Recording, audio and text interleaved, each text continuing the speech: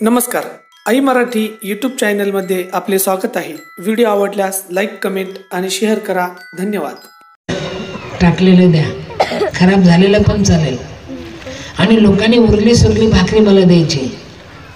यात्रेला जाणार आणि ती भाकरी घेऊन मी स्टेशनवर यायची। स्टेशनवर मला गाणं म्हटल्यामुळे लई भाकरी मिळायची। मी स्टेशनवरच्या भिकाऱ्यांना भाकरी वाटून खायची।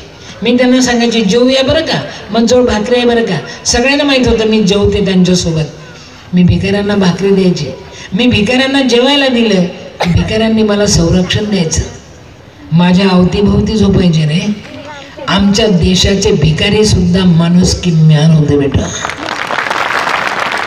आमच्या देशाचे भिकारी सुद्धा माणुसकी म्यान होते। एका बाईवर त्यांनी अपघात नाही केला, वाईट साईड नाही वागले। या बाईने भाकरी दिली म्हणून मला संरक्षण दिलं। पण काय माहिती का, प्रत्येक ठिकाणी फाशे उलटे पडले रे। ते ओरिजिनल भिकारी पटापट झोपायचे, मी डुप्लिकेट भिकारी, मला झोपू द्यायची नाही ना। मग रात्री मला भीती वाटायची, अब क्या होगा सिंधुताई सबका। तेव्हा मी एक लक्षात घ्या बेटा, कुठेतरी अज्ञान शक्ती आहे, कुठल्या रूपाने असेल मला नाही माहिती। एक दिवस मी विचार केला, भूक लागलेली, झोप येत नाही, मला माझी भीती वाटायची रे। 20 वर्षाची मी, कोणीच नाही सोबत, एकच पातळ अंगावर, फडक्यात गुंडाळलेलं बाळ। मग रात्री मला भिकारी झोपले ना की भीती वाटायची। आता मला 2 माणसाने उचलून नेलं तर काय, किती बाईच्या जातीला भीती रे। म्हणून मी रात्री उठायची। जिथे मला एक माहिती होतं, जिथे गाव आहे तिथे स्टेशन आहे, जिथे स्टेशन आहे तिथे स्मशान आहे। मी स्मशानात जायची। रात्री कोण येते स्मशानात? पण एक सांगू बेटा, स्मशानात जळणाऱ्या प्रेतावर भाकरी भाजून खाणारी मी। कसं बदलू रे। एक दिवस मी स्मशानात गेले, खूप रात्री मी स्मशानात घालवलं बाळ। खूप जोराची भूक लागली होती, आतडे तुटत होते, दररोजच्या भिकेचा भरोसा नव्हता। मी स्मशानात गेले आणि शोधत होते काही खाता येईल का मला। कोणीतरी खराब झालेलं पीठ टाकलं होतं। भूक सुचवते, भूक वाऱ्याने उडत होतं। पटकन लक्षात आलं काहीतरी करू शकते मी। माझजवळ काही नाही, ताट नाही, वाटी नाही, ग्लास नाही, प्याला नाही, कुछ नाही। 2 हस्तक, तिसरं मस्तक। आयडिया बघा ना, भूक शिकवते। मी झाडाचे पानं तोडले, मला झाडावर वगैरे चढता येतं बरं का। झाडाचे पानं तोडले, त्यावर ते पीठ टाकलं, फुटक्या मडक्यात पाणी होतं, थोडंसं ओतलं, तळहात एवढी भाकरी झाली। 2 काठ्या घेतल्या, त्याच्यावर भाकरी ठेवली आणि जळणाऱ्या प्रेतावर भाकरी बांधली। मी जळणाऱ्या प्रेतावर भाकरी बांधली, तिथेच कटाकट्टा तोडून खाल्ली। मरणाची थंडी पडली, लेकरू आखडलेलं, तिलाही बरं वाटावं, ऊब यावे, मलाही जरा ऊब बरी वाटते म्हणून भाकरी खाऊन स्मशानात बसले। काय तेव्हाचे स्मशान भयानक होते रे, काय आताचे स्मशान पॉश झाले रे बाबा। परवाला कराडला माझ्या हस्ते मशानाचं उद्घाटन केलं। अरे काय मशान होतं, बेस्टच। मला तिथे मरावंसच वाढत होतं। अरे काय भयान तेवढ्याचे मशान रे। आणि मी भाकरी खाल्ली आणि रात्री मला भीती वाटायला लागली, कारण त्याच दिवशी मी भाकरी खाल्ली होती। खूप रात्र मी स्मशानात घालवल्या, पण भाकरी खाल्ली त्या दिवशी आतून भीती वाटत होती। लांब घुबड बोंबलत होते, रातकिडे कर कर भूताने दात खाल्ल्यासारखे ओरडत होते, कुठेतरी लांब पक्षी बोंबलत होते, वारा झन्नाटून सुटलेला होता।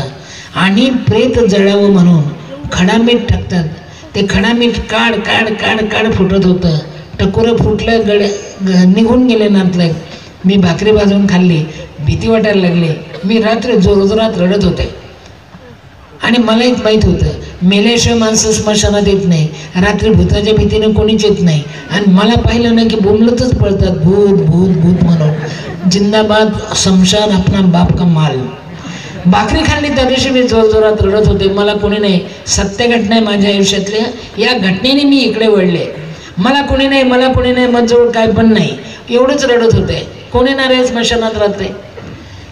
विश्वास ठेवा बेटा, रात्री मला कुठून तरी आवाज आला, मला आता मरायचं आहे, मला कोणी नाही, माझजवळ काय पण नाही, मला नाही जगायचं, मला आता मरायचं आहे। कोणी येणार आहे ऐकायला? व्याजा सकट बोंबलत होते, जोरजोरात रडत होते।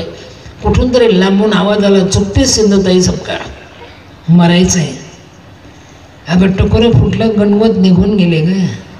तुला मरायचंय सिंधुताई, कफन को जेब नहीं होती, ध्यान में रख, कफन को जेब नहीं होती और मौत कभी रिश्वत नहीं लेते. जेव्हा सरेल तेव्हा मरेल असं ठरव आणि मरणाऱ्यांसाठी जगायला शिक, मरणाऱ्यांसाठी जगायला शिक. आणि जोरात ओरडले मरणं कॅन्सल, मरणं कॅन्सल, जा मी मेलेच नाही म्हणून तुमच्यापर्यंत आले. परिस्थिती कितीही येऊ द्या, हरू नका, मरू नका, जगायला शिका. दुसरा एक टप्पा, 10:15 झाले ना, मी वेळेवर संपवणार आहे 10:30ला. आणि दुसरा टप्पा, मी जेव्हा जेव्हा मारायचा प्रयोग केला ना तेव्हा तेव्हा काहीतरी अडचण आली, मला मरतच नाही आलं. अरे म्हणून सुरेश भट म्हणतात, जन्मालो तेव्हाच नेत्री आसवे घेऊन आलो, दे तुझी आकाशगंगा बोल मी केव्हा म्हणालो, घेतला मी श्वास जेव्हा कंठ होता कापलेला, फोडलेला प्राण माझा बोलण्याआधीच गेला. जीवनाची प्रेतयात्रा थांबली जेव्हा स्मशानी, घेतला काढून खांदा ओळखीच्या माणसाने. कोणाची वाट बघू नका बेटा, फक्त चालत रहा. मेरे जनाजे के पीछे सारा जहां निकला, जनाजा यानी प्रेत यात्रा. मेरे जनाजे के पीछे सारा जहां निकला, मगर वो नहीं निकले जिनके लिए जनाजा निकला. कोणाची वाट पाहताय? मी रात्री रडत होते, मरण कॅन्सल केलं, मरण कॅन्सल, मरण कॅन्सल, पुन्हा जगायला लागले. माझ्या आयुष्यातले 3 टप्पे फार महत्त्वाचे आहे. दुसरा टप्पा, मी रेल्वेत भीक मागत होती आणि भाई तुला सांगते रे, कोप्पल नावाच्या जिल्ह्यात मी सगळ्यात जास्त भीक मागितली. कोप्पल, आंध्रा, कर्नाटका. मी महाराष्ट्रात लोक मला ओळखतील म्हणून लांब लांब जायचे. अरे विदाऊट तिकीट. माझा 1 नंबर शत्रू टीशी, त्याने दररोज मला उतरवायचे, बाई नीचे उतर, तिकीट नाही, तिकीट विदाऊट तिकीट. हा बाबा उतरो नीचे, उतरो नीचे, उतरो तो उतरो, दुसरीकडे आपल्या बापाची ये नाही तर और सही जा. मी हरली नाही, गाड्या बदलल्या.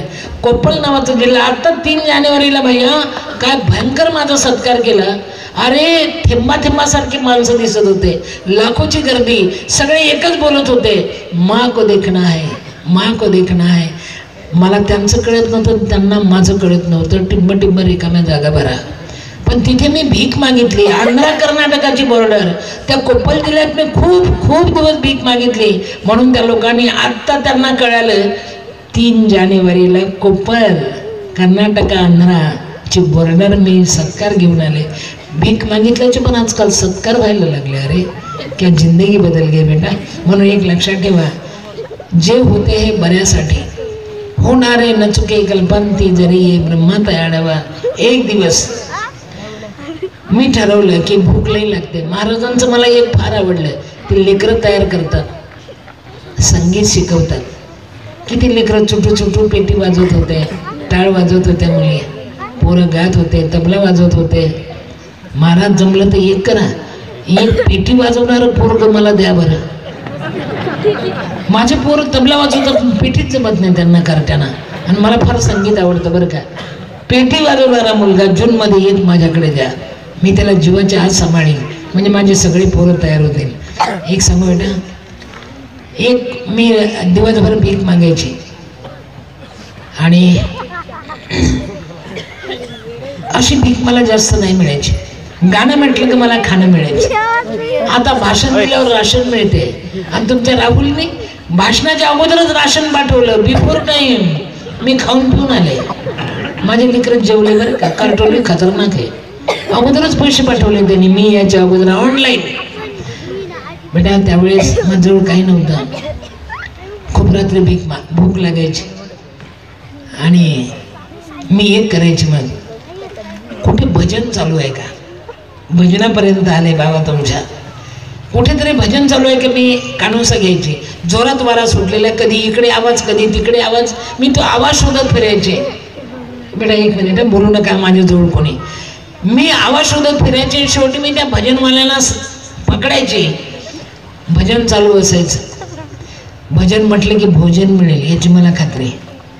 आणि मी त्या भजनवाल्यानं, अरे मला कोण सन्मान देणार, डोक्याला पाणी नाही, फणी नाही, एकच पातळ अंगावरते. माझं पातळ डोक्यावरच फाटायचं, वर किनार, खाली पातळ, मध्ये टोकरं उघडं.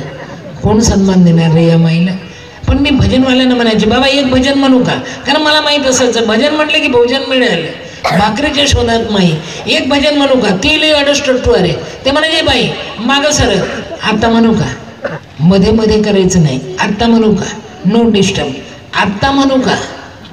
जिद्द सोडायची नाही. एखादं म्हणायचं म्हणू दे ना बे, म्हणू का म्हणू का. आणि मी राष्ट्रसंतांचं भजन म्हणायचे जेवण्यासाठी रे, जेवण्यासाठी. हे झाला देशव्यापी आकांत, अजून निकाल ये भगवंत. भूक लागली रे, तटातट आतडे तुटतात रे बाबा. भजन म्हटल्यावर मला भजनवाली बाई म्हणून जेवायला देतील रे. आशायाम परम दुःखम भगवद्गीतेत म्हटलं, आशा सोडली तर जगताच येत नाही रे.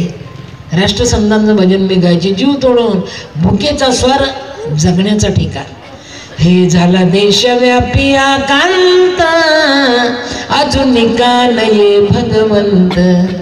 घाबरले दिन जन सारे, अन्ना विन मरती बिचारे.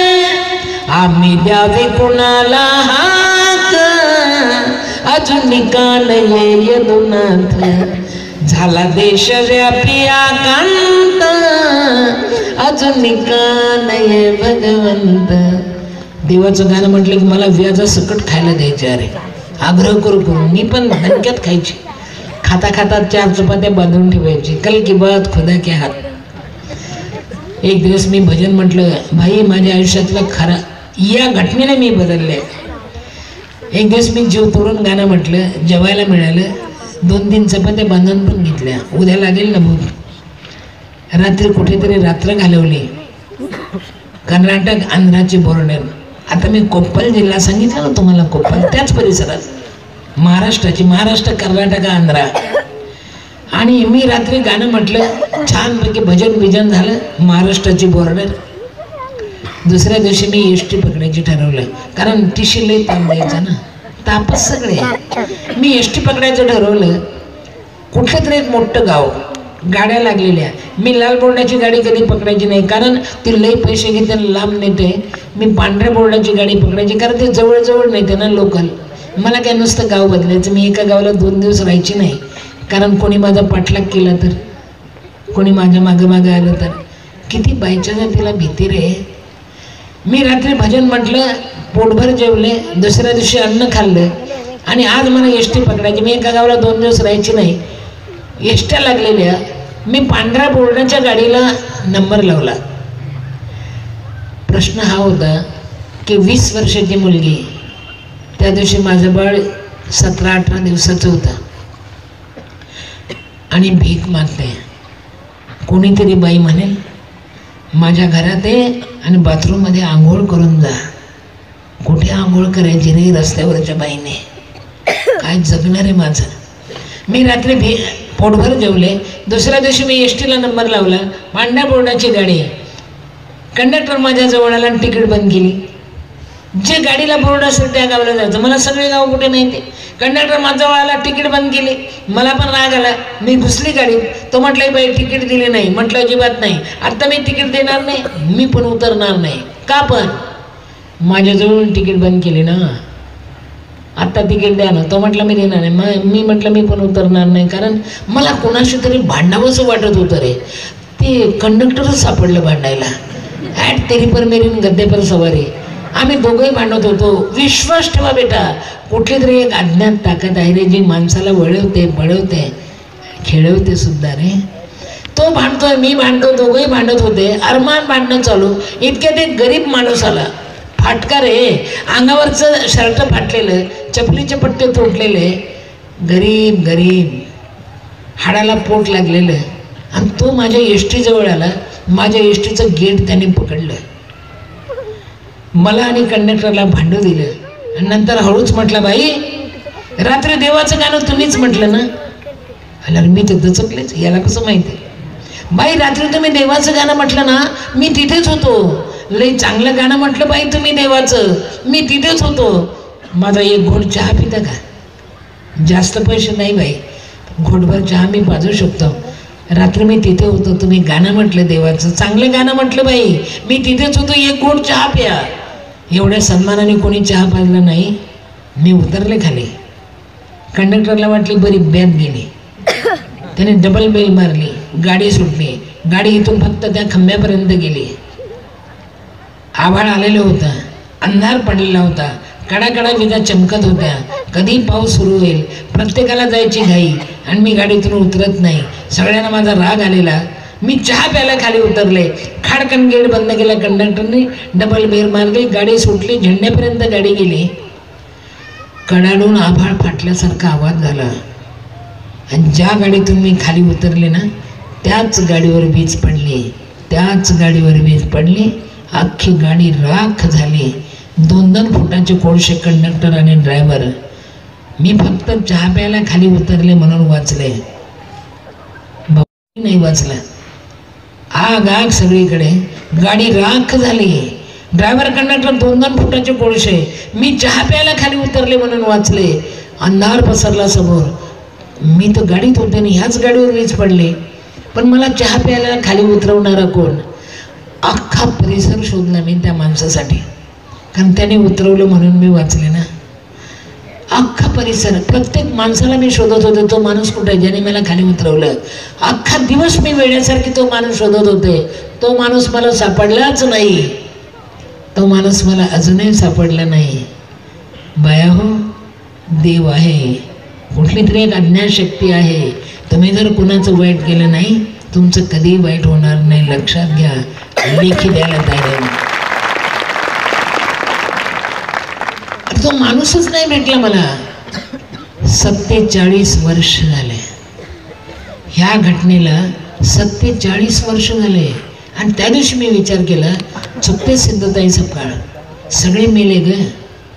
तो फक्त चहा प्यायला खाली उतरले म्हणून वाचले. तो चहा प्यायणारा तर भेटलाच नाही. आता एक काम कर, तो मेली, संपली, फिनिश, फुल स्टॉप आयुष्याला. आता स्वतःसाठी जगायचं नाही, दुसऱ्यांसाठी जगायला शिक. काय ते ठरव. आणि मी त्या दिवशी ठरवलं, मी माझ्यासाठी जगणार नाही.